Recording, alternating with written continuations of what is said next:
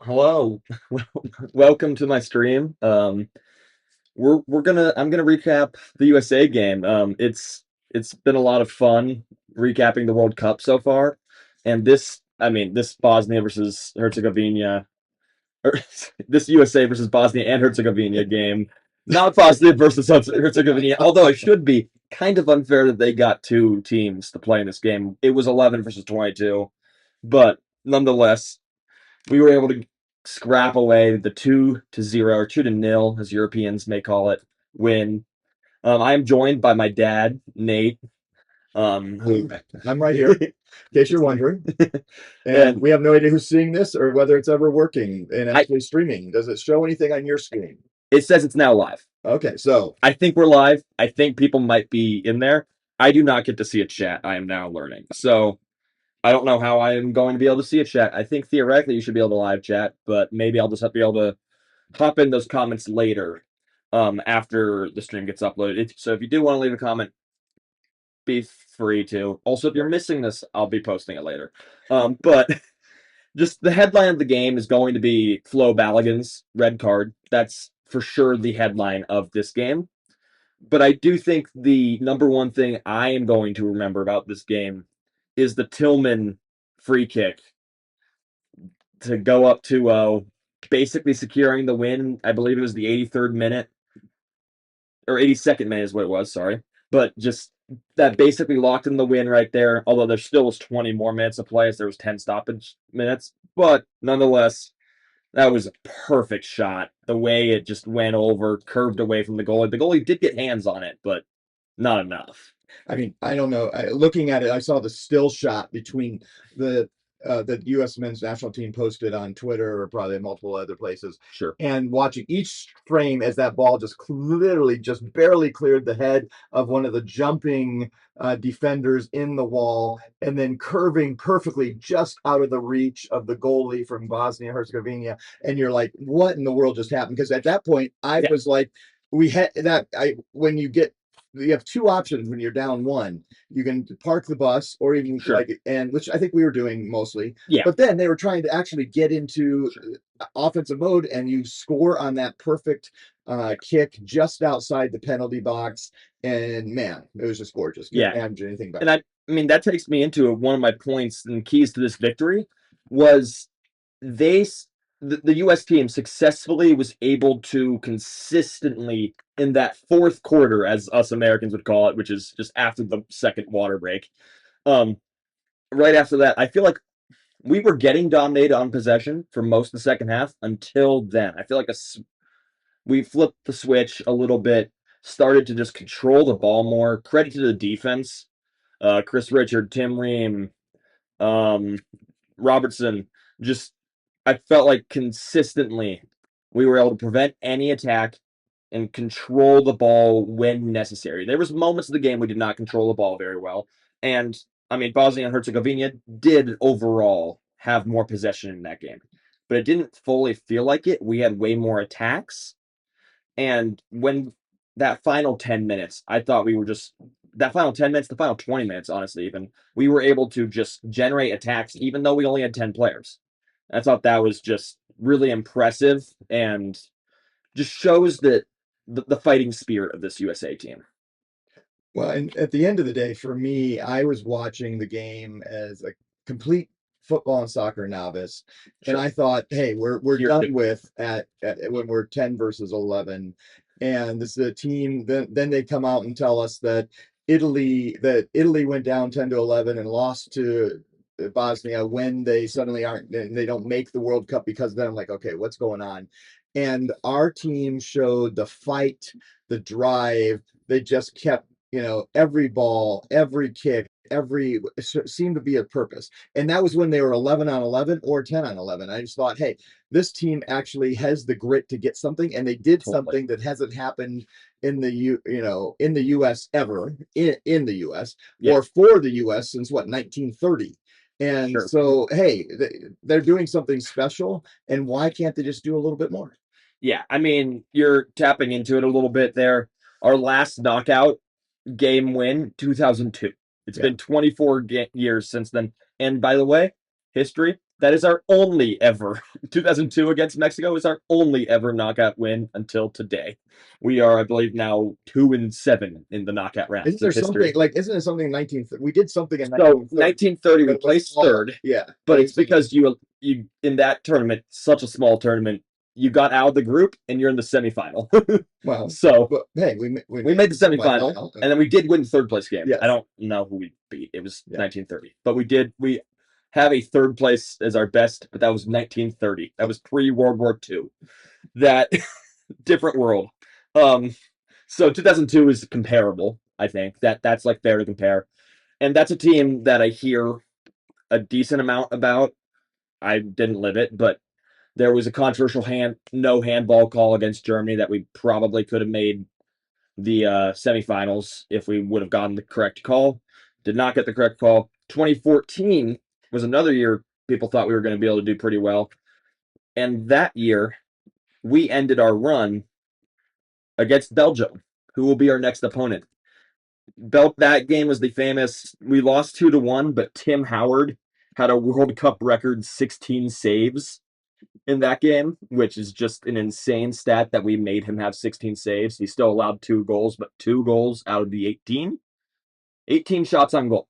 So I think allowing 2 is okay if you have 16 saves.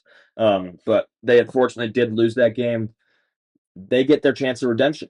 You get to make the quarterfinal if you go beat Belgium. Going to be very tough to do though, because now let's talk about it finally. What everyone's going to want to talk about, the red card. Flo Balogun likely will not be playing in that Belgium game because of a red card he received when putting his cleat, as we would call it in America, or boot, I believe is the football Yeah. term. Um, but to Bosnian's calf and rolled the ankle enough, and it was deemed reckless, and he had a red card for it. I just I don't watch a lot of soccer, so I'm gonna preface this by that. So my interpretation my entire life has been that a yellow card is equivalent to a flagrant 1 in basketball, and a red card is a flagrant 2 in basketball. That's what makes sense to me. And I thought it was like that, and that Balogun foul would have been a flagrant 1. It was clearly not intentional. There was no ill intent towards Bosnia during that play. But that's not how it played out in this game. There's a lot of now controversy of digging up a Lionel Messi play from earlier in this World Cup that's now flooding Twitter. Alexi Lawless even tweeted it out. So we'll see if maybe we can get that video's hype going to then send all the angry American tweets towards FIFA, maybe, and get the appeal process going. Don't know if that's going to work. Likely won't. So now we have to play Belgium without Flo Balogun, our top goal scorer in this tournament, who, by the way, probably should have had a hat trick in this first half. He got called offsides because his foot was just barely offsides. In reality, we just kicked it probably kicked the pass half a second early for Flo. He was trying to get back onside. He knew he was offside. He was trying to get back on. Probably kicked that ball just a half second too early. And then he did miss a goal just too high late in the first half. Probably could have had a first half hat trick. He didn't, but probably could have. Clearly, he's our most talented goal scorer. I think he's a large reason why this USA team is different than the USA teams of the past 8 to 12 years. Um, but we're probably gonna be without him, so they're gonna have to find a way to dig deep without him. Yeah, I mean, I mean, the fact is, I have no idea Sure. like what it looks like to actually win a contest here of getting the red card overturned or the at least the suspension of the next game. And it makes no sense to me what this actually looks like in the rest of our US world and of sports, because I'm like, this is not something that we see all the time. We don't see players who, inadvertently step on an ankle. Yes, there was an overly aggressive play, probably maybe in my world, but I thought it looked like a yellow card. And suddenly we're going over to VAR, VAR, whatever you want to call it. And those group of emotionless people, they're sitting in some cubby under Levi Stadium. Yes, I said Levi Stadium. Come fight me, FIFA. It's Levi Stadium. And for some reason, they go over there and they say this guy needs to be kicked out of this game. So this team then has to pay the punishment of living and playing 10-11 on this game. And then on top of that, by the way, you mother effers, you'd have to miss this guy this next game. And I'm like, this is insane. This makes no sense in my sports world. This guy didn't mean to do anything of harm. He wasn't trying to take the guy's ankle off. In fact, maybe he got hurt worse. And somehow this is where we're at. I don't know what to say. Okay, I'm done with my rant. Back to you. My favorite thing you said there was come at me, FIFA. Because you know what, FIFA? Maybe you're not going to come at me. We're coming at you. Angry Americans are not something you want to deal with. Ask the 1776 British, okay? Okay, FIFA. It's our 250th birthday. We're coming at you. Okay, let's correct the 250th. Did you say 50? I think I said 250th. We're doing it live. Yeah, so this thing is, come at us. Come at us. we're going to throw the tea back in. Yeah. But the tea is Flo Balogun back into the game. Come on, because we need this to work. Yes. Yeah. Because this is the most talented U.S. team probably ever. I think it's just fair to say, I think. And I like the coaching of the team. I like the leadership. I feel like every Tim Ream interview I have picked up seems like a great guy. Seems like a good leader for this team. I just like this team a lot. I think Christian Pulisic, wildly talented player who has had now a little bit of injury issues. Really, just has had that his whole career. Really, if you follow him, but when he's on the pitch or the field, he's our best player out there, best one-on-one ball handler. Flo Balogun, clearly our most talented scorer. We have a lot of talented players. I mean, we have guys off the bench who I think have been really good in this tournament. Sebastian Berhalter, the son of our fired coach, who's in the stadium tonight, cheering on his son, cheering on the USMN. Yeah, loves the U.S. We're actually in his city, as we're in Chicago right now. That's where he coaches the Chicago Fire. But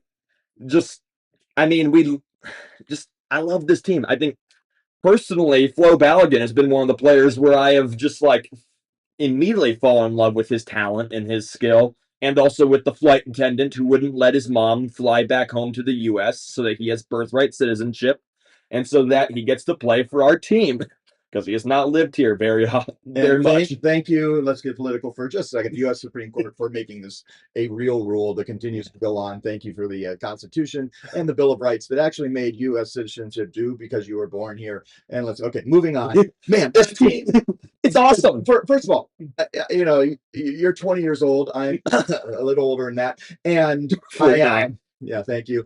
And I remember when the World Cup was here the last time, and I remember cheering for, I'll just use him since he's on the game cast every night, Alexi Lawless and these teams, and thinking, okay, hey, we did nothing in that series, but we got excited about soccer. And I think I was a junior in high school at the time, and I got, hey, that maybe I'll go back and kick the ball occasionally. And I played intramural in college. But I think now we're actually to a point that we're seeing what happened started in the 90s and growing, that this team is not just a team who's good in the US, and the MLS is not just a team a set of teams that are good in the US, but these are teams who are making an impact in the world stage. Does that mean we get past the round of 16? I don't freaking know. Belgium may have our number when we get there next Monday night, but I do believe that this team is different and better than the teams that we've seen in the past. They're more aggressive, and I want to give our Argentine coach, let me say Gaffer, who is there calling and putting the pieces together. There's a different energy and momentum, and I don't know, we'll learn the stories 2 years from now. The text messages will come out, and who knows what the background and the stories are in the background, but we're going to find out what is going on. But there's something different that's being communicated to this team, and I'm excited to see what happens. And I'll be watching come Monday night to see, okay, can we beat Belgium? Yeah. But we did something that we haven't done since 2021. We beat a European team tonight. Yeah, we got onto the pitch and we actually beat a European team, and so no one can hold us back because we can beat a second one come Monday night. Yeah, and I mean, just this team's special. This is a special United States team, and I think bouncing off your point a little bit, the difference is Pochettino is talking to this team and to the media about how we can win the World Cup.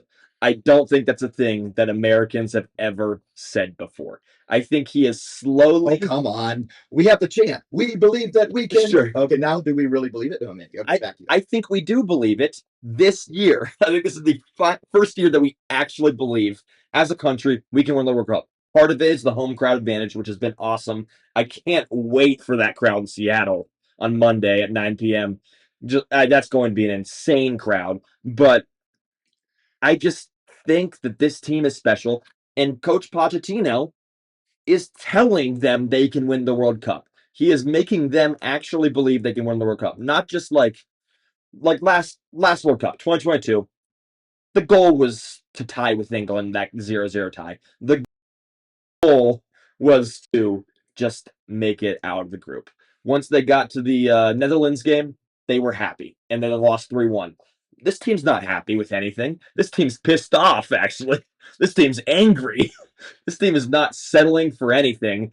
They're going to just I think they're going to have the best World Cup performance, I think, out of an American team. I think they're going to beat Belgium. I think the crowd is going to be probably the Okay, let's angriest. talk about this crowd. Let's talk to the Legion of Boom. Let's talk about Seattle, who needs Yeah. to bring it. Let's not Yeah. only have what's inside of Quest Field or whatever they call themselves now. I don't even remember what the stadium actually is called, but it is not the stadium at Seattle. And Seattle. when they get loud and when they get crazy, and the loudness creates that earthquake that shakes those apartments that can look into it's Lumen Field. Now it used to be called Quest Field. Okay. And when Lumen Field, I want to see Seattle make this thing create an earthquake that literally, because I've heard it's happened in Seattle, that actually gets a lesser scale. And let's make this happen again to the next level and make this team go to the places that they never dreamed they could do. And I really believe that being in a home world, Qatar didn't have a chance when it came to it. No. Let's be honest. But Brazil did pretty well when they hosted a World Cup. Sure. And that made turn. Let's do it, US. We didn't host this, it's been whatever it's been 32 years or in whatever. We're back at it. We're hosting this thing. Who knows when we're going to host it? Let's send it into oblivion. In Seattle, you start that on Monday night. And if you don't think that hosting matters, hosting has gotten Canada into the round of 16. Canada stinks at soccer. Like I love my Canadian brothers, all my brothers and sisters from Canada, all those just north of the border, just not too far from here. Those who are new and going across the Windsor Bridge, not too far over here in Detroit. I love you, my Canadian friends and brothers. I don't listen. Let's see what Morocco thinks about that next week. Yeah, we'll see what happens. But let's be honest. The round of 16 has the 3 North American teams who are all hosting, all going to all of them. And yeah, I'll tell you what, I'm not just going to say that just the U.S. is going to win in the round of 16. Our CONCACAF brother probably will win also. I think England's looked rough recently. I don't think England's ready for that Mexican crowd. Mexicans are going to be outside their hotel. Coming home. Oh no, I don't know. That's right. I think hopefully it's not coming home. I think the Mexican people are going to be once again outside their hotel playing music all day. They're going to be just raucous. People died in Mexico because of how many people. Okay, now we're going dark. Sure, but it's because of how many people are there. Yes, and it's because they suffocated. It was the number of people, and they take it as seriously as anyone. More than us, probably. Yeah, and they don't get a game. This is their last game in Mexico, no matter what. Yeah, even if they win, it's their last game in Mexico. And we're all looking to go to the Meadowlands because that is the ultimate dream. Because going to the Meadowlands, I listened to Tony Soprano, is the dream of all of us, and that's what we really want. And you didn't get the Tony Soprano. I have not gotten that one. No, but I think home court or home field clearly matters. We're going to use it. It's going to be the loudest crowd for a U.S. game ever. It's going to be the angriest crowd for a U.S. game ever. I've seen a lot of push on social media for this, and I totally agree. We should steal some of the college football traditions. Like the U.S. team should walk out to enter Sandman, like they should Yeah, just. I've never given Debo that kind of pleasure. Well, that's at Virginia. Okay, but yes, okay, I don't know Like, yeah, what I'm saying. Yeah, why not? Why can't we use these? no, but Those are American traditions. hey, country road. Oh, okay, Take me I don't want to get home. a takedown on your YouTube channel already, but in your early use of this platform. I love that they're But singing that though. It's great. but these teams, the way the World Cup brings us together. I still don't understand all the rules. I'm still a little bit annoyed by the red card tonight. I don't Not a understand. little I bit. I'm did, furious. but it didn't make sense to me. I was like, okay, yes, in slow motion, this guy took the ankle, but it was obviously it was not an intent. And let's take it a little bit from the WNBA. Eventually, let's make the calls right afterwards. When Alyssa Clark goes after Caitlin Clark's or Alyssa, whatever, yeah, when she goes after Caitlin Clark's neck, we get a suspension. When we go after the ankle and it's unintentional and we kick them out of the first game, we've paid enough. We freaking gave 10 on 11 and won, got another goal. Take that, FIFA, and give us back a player. And FIFA, make sure that we can all play full, and let's make this a real tournament. FIFA, I hope you are hearing me right now.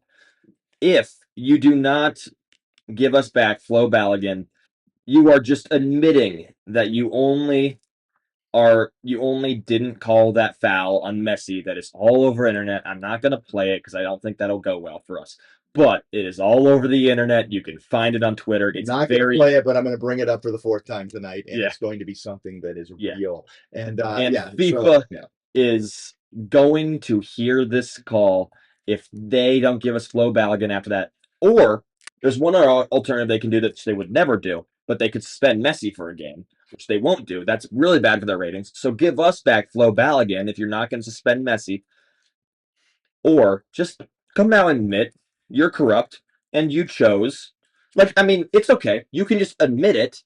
Be a man. Admit that you're corrupt and you chose not to suspend Messi because he is Messi, and you chose to suspend Flo Balogun because he does not have the reputation of a player like Messi.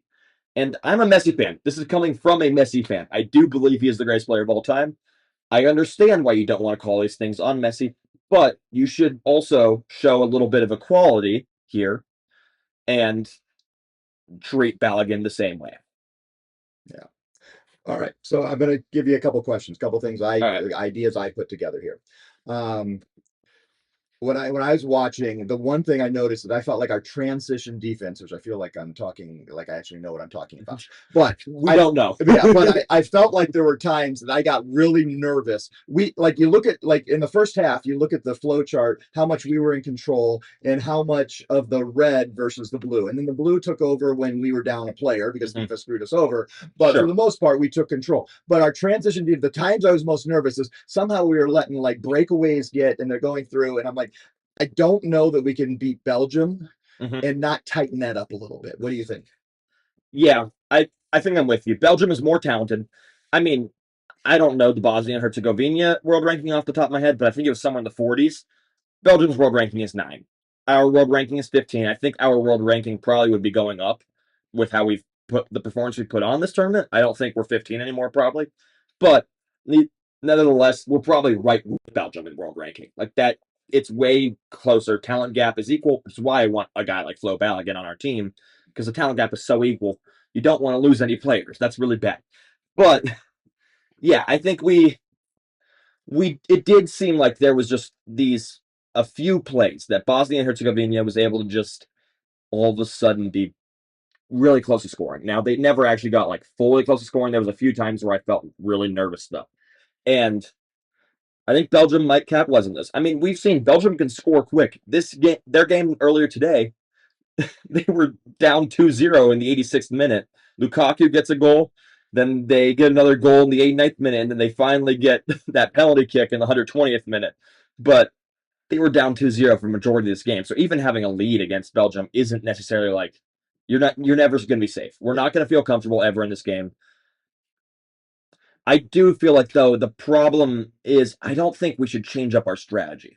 It clearly is our strategy that we want to press, we want to put pressure up front, we want to keep the ball on our scoring half, we don't want it to be back with our defenders. We want to just I mean, that's why we literally, whenever we start with the ball, we just punt it down like an Iowa football play. Like it's Iowa football, run, pass, punt. But instead, we are just punting down. But that is our strategy. So I think we're going to keep the same identity, keep pressing, keep attacking, and just hope you score more. I think this is probably not going to be a game where you see another Matt Freeze clean sheet, which by the way, he now has 2 in a row because it was Matt Turner for last game, which we do have the duo of Matts, but Matt Turner gave up 3 goals. Matt Freeze has now had back-to-back clean sheets. Great job on him. I think Pochettino made the right because there was a controversy with which guy we were going to pick. Matt Turner was our goalie last World Cup, but I think it looks like he's made the right choice.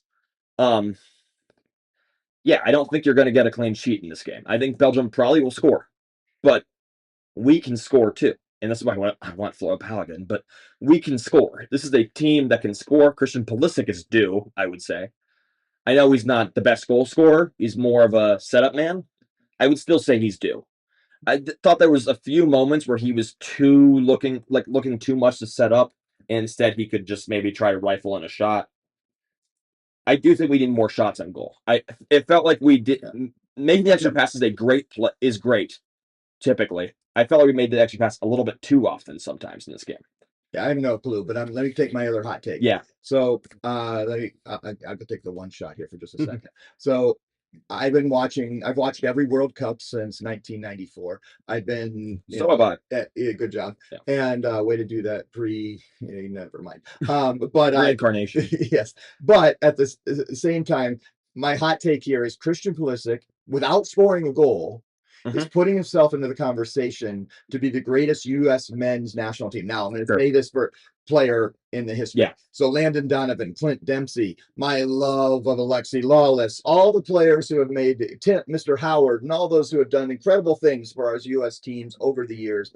I think even without scoring a goal, he is making a big difference, putting his name in recognition. And those who are calling him out for not scoring goals, he is the reason all the goes. And he is more important than Flo. So I'm glad he didn't get a red card and Flo did got one. Not that I want either of them to get one. And he has put himself into that conversation. What do you say, Mr. Campbell? I'm right with you. I mean, obviously, I have watched the U.S. in the World Cup since 1930. But I mean, Pulisic's just awesome.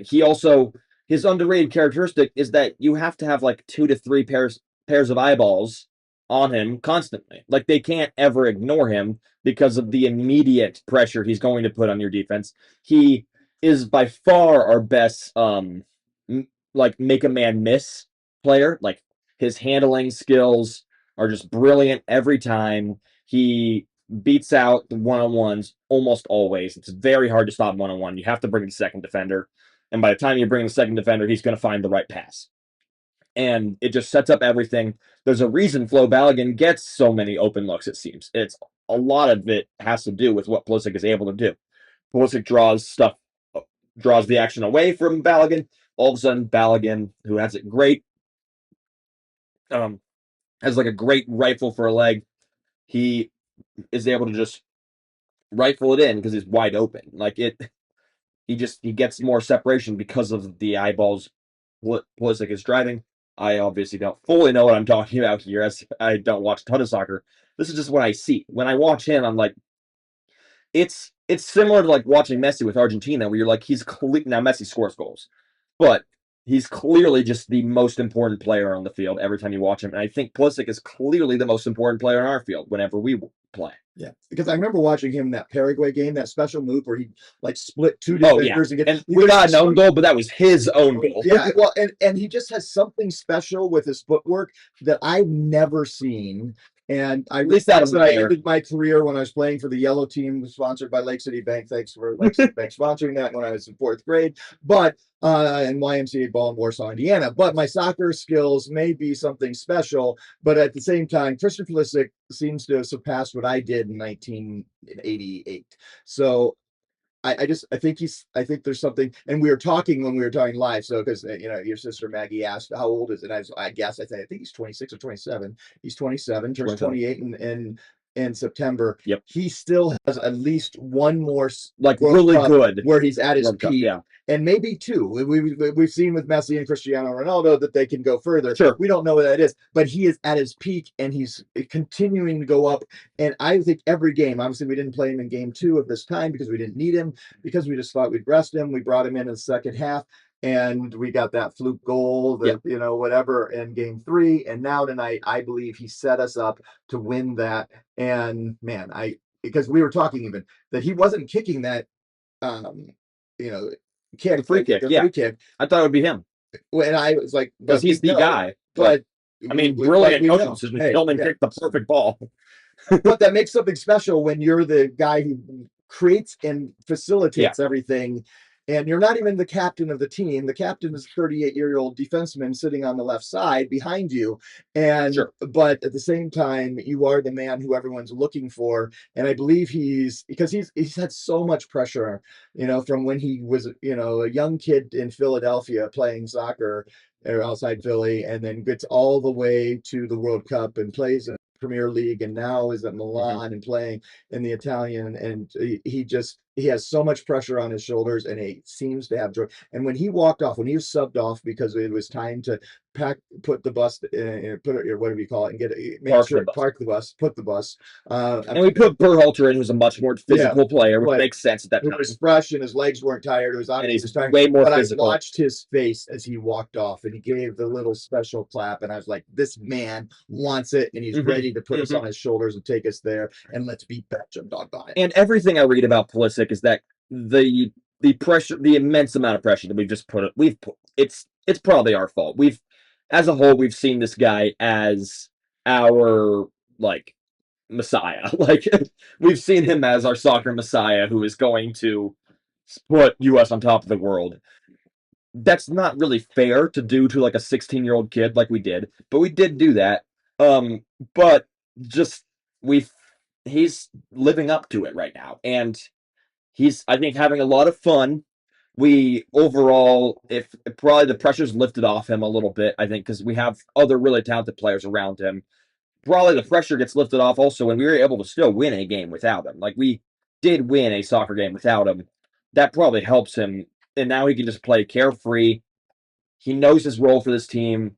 He's perfect at that role. We do a 4-5-1. We put him on the outside. He gets to play with his dominant foot. We every time we're like starting to set up an action, it seems like the idea is, where's Pulisic? Find Pulisic, get the ball to Pulisic. He'll make the right play for us. And he does. He typically does. It's just, I mean, I love him. He's awesome. There's not really much else to say about him except he is just phenomenal. And he's had an up and down career. And right now, he is playing his best ball. And that's exactly what the U.S. needs. If he has another level, we're going to still need it as we have a lot harder games coming up. But just, this is awesome. Christian Pulisic is the best American player potentially ever. Yep. All right. My last hot take.